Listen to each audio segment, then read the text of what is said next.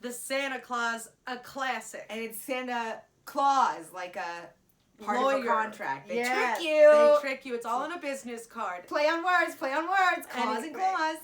Tim Allen at his finest. So funny, I can't even take it.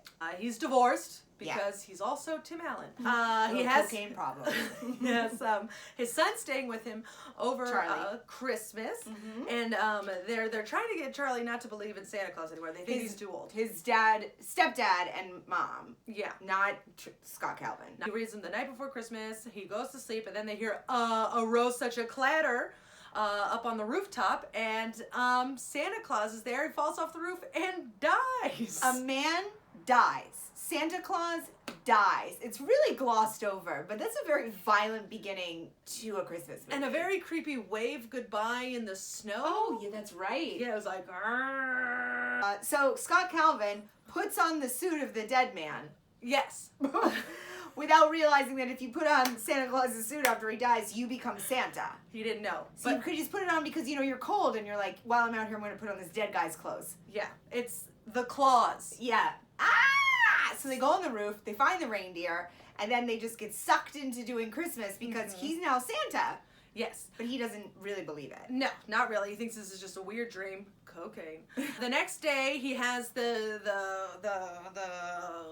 pajamas. Yeah, and they say SC. For Scott Calvin or Santa Claus. Then he goes through the year. No, so then the wife and stepdad, who is the guy that you may remember he got caught jerking off in Fast Times at Ridgemont High. That's quintessentially ever in my brain. Yes, also known as Neil. Dr. Neil. He says doctor, he's a psychiatrist. Very funny Tim Allen line. Barely counts. To Tim Allen. Oh, to anybody. Or if you're a chiropractor, don't stop calling yourself a doctor. However, I need medical attention. Anyway, in the head. We get it. I'm so sorry. The year keeps going, and Scott Calvin keeps becoming more and more like Santa. He has unexplained weight gain, which also at night, we start with a murder and then unexplained weight gain. What is this terror? He can't, and his facial hair keeps growing. Yeah. He gets a list. He gets the list around and you gotta check it twice, but it's a lot of FedEx packages. Yeah, very expensive. Animals are following him around. Kids, he can be like naughty, nice, and there's like a little sexual innuendo. Yes, because there's always a hot lady. Hot ladies. Cocaine.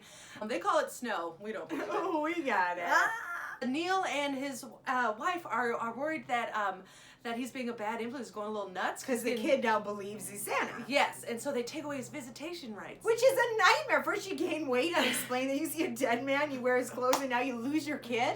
That's not good. This is terrorizing.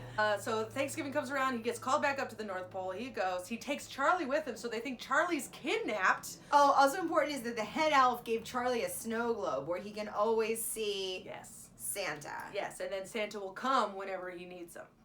Just basically, be a good dad, and then it comes. So, and they go through Christmas, everybody's worried that Charlie is kidnapped by this delusional Santa Claus character. Who has a great sense of timing. Very good. Christmas Eve comes around and they start delivering the presents, but Santa gets arrested. Uh-oh. Not good.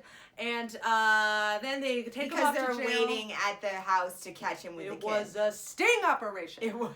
And so they get him, and then he says my favorite line of the thing, and the guy's like, who are you? And he goes, Popo Gijo. It's very fun. It's great. The elves come down, they break him out of jail so they can save Christmas, and then he comes to the house where Charlie's parents or mom and stepdad are, and he gives Neil a weenie whistle, which is what he wanted when he was a child. Yeah, he apparently stopped believing in Santa Claus at age 3 because he didn't get this weenie whistle. Yeah, but now he's got it and he goes, ooh.